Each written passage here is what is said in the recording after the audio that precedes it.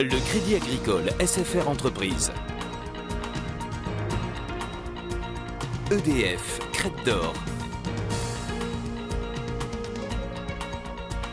La SCPR et la Chambre de commerce et d'industrie de La Réunion vous proposent les nouveaux défis. L'ADIR et RFO Réunion, avec le concours de l'Europe, la région et le département, présentent les nouveaux défis.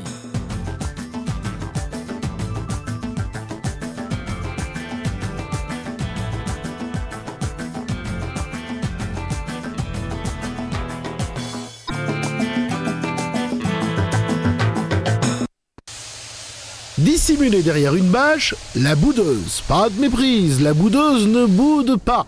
Ce patrouilleur de la marine subit ici un entretien. En effet, la marine nationale a décidé de confier dorénavant ses navires à des entreprises privées. Un nouveau marché pour Port-Réunion, puisque la Royale dispose de 6 navires basés dans l'île. Le but de faire travailler le tissu industriel local a plusieurs avantages. D'abord pour la France et pour la Réunion. Et ensuite pour la Marine nationale, puisque avoir un savoir-faire à La Réunion, c'est quand même pratique. Si on a un bâtiment qui tombe en avarie de façon accidentelle à la mer, on n'est pas obligé de le rapatrier vers un port lointain pour le faire réparer. On sait qu'à La Réunion, il y a des gens qui savent faire. Donc on a intérêt à développer cette manière de travailler ici.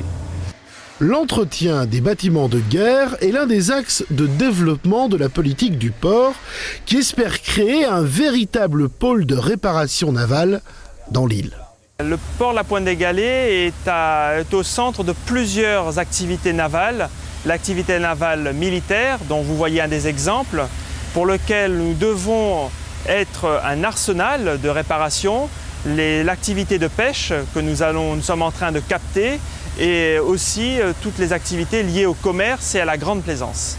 La boudeuse est un navire de taille moyenne, 50 mètres de long pour 400 tonnes. Elle peut donc être réparée sur ce qu'on appelle le slipway de Port-Réunion, une sorte d'ascenseur à bateau qui permet de hisser le navire sur son aire de réparation.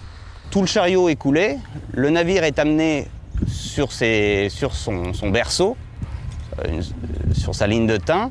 Les plongeurs aident à positionner le bateau exactement. Ensuite, il est hissé en face de la ligne de chemin de fer qui lui correspondra, ici, et après translaté à sa place. C'est une opération qui dure combien de temps en général? Ça nous a pris un peu plus d'une demi-journée. Parmi les travaux réalisés, la réfection de la coque et notamment de l'étrave qui a talonné lors d'une mission à Mayotte, découpée et les littéralement reconstituée. On va remettre la structure la quille qui tient le navire d'abord, et ensuite on fera le restant. On remplace donc l'ancienne tôle, la tôle abîmée, par de la tôle neuve, et dans cet endroit qui est très sollicité, qui est important parce que nous avons la cloison d'abordage qui est là et qui était percée par la rouille. Donc là, le navire va retrouver de sa sécurité. Pendant la durée des travaux, les marins vivent à terre dans des logements préfabriqués. La vie de la boudeuse continue. Nous avons un Algeco justement, dans lequel, grosso modo, on n'a créé que des bureaux. Donc on continue de travailler. Moi j'ai la chance de travailler dedans, quand je ne suis pas en train de circuler à bord du bateau. C'est en quelque sorte la passerelle? C'est pas tout à fait la passerelle puisque je commande plus la direction du bateau. Mais par contre, dedans, il y a des ordinateurs et on continue à faire tout le travail administratif de la vie du bateau. Donc suivi du personnel, etc. Et puis on suit tous les travaux également. C'est de là-dedans qu'on traite les messages. Bref, toute la vie du bateau, quand le bateau est à quai, se traite dans cet Algeco. Il a fallu emballer la boudeuse pour procéder au sablage de la coque et à son désamiantage. Double avantage, protection de l'environnement et confort pour les ouvriers. Ces bâches qui sont du film thermorétractable forment un cocon. C'est une pratique qui est commune notamment dans les chantiers de construction navale pour travailler de manière confortable et en sécurité. Le confort amène la sécurité.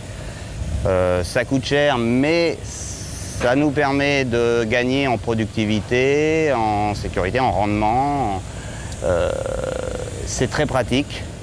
Remise à neuf des organes techniques, mais aussi des locaux. Car l'air marin est peut-être bon pour le thym, mais beaucoup moins pour les aciers. Et puis, vous voyez, les différents locaux un petit peu abîmés par le temps, hein, le navire a 20 ans quand même, et ben que l'on remet à neuf. On va rentrer dedans. Descente dans les entrailles du navire. Ici, le carré des officiers. Tout est à refaire. Et là, la salle des machines. Les moteurs ont été sortis pour être remis à neuf à l'extérieur. Et on fait une visite complète, type 24 000 heures, dont tout à démonter, à visiter, à remettre en conformité comme des moteurs neufs. Voilà.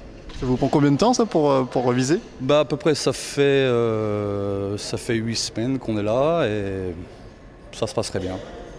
L'occasion pour les ouvriers réunionnais de se confronter à de nouveaux savoir-faire. On est ici pour aider les ouvriers qui viennent de la métropole, donner une nouvelle métier, on dit. Enfin, pour moi, c'est un nouveau métier pour moi, parce que c'est quelque chose qui n'a jamais se passé à La Réunion, c'est la première fois.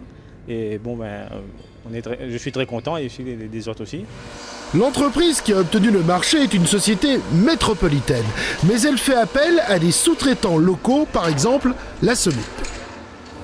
C'est un chantier en fait qui est la somme d'un certain nombre d'actions qu'on a l'habitude de faire, mais qui globalement représente un très gros chantier pour nous, puisqu'il représente 50% de notre chiffre d'affaires en réparation navale sur l'année. Est-ce que vous espérez que ce chantier ne soit pas le dernier? Ah oui, quand même, oui. On a pas mal investi en formation, en matériel pour ce chantier. On espère avoir le même type de chantier courant 2005 sur le deuxième patrouilleur. Et puis on espère surtout que la maîtrise d'une grosse opération comme ça nous permettra de prendre des chantiers sur d'autres réparations navales importantes.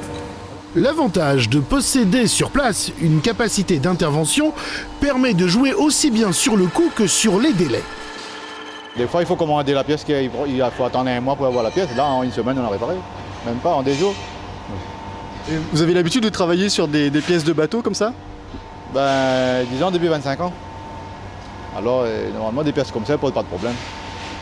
La boudeuse devrait être remise à flot le 1er novembre. Une belle vitrine pour le port qui souhaite coordonner une véritable politique régionale de réparation navale.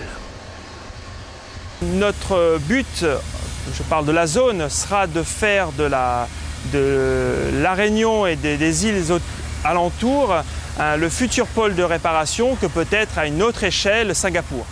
Donc une sorte de base arrière dans l'océan Indien, c'est ça? Tout à fait, une base arrière sûre, une base arrière technique, une base arrière européenne. Allez, allez, fais pas la tête la boudeuse. Bientôt tu la retrouveras, ta mère.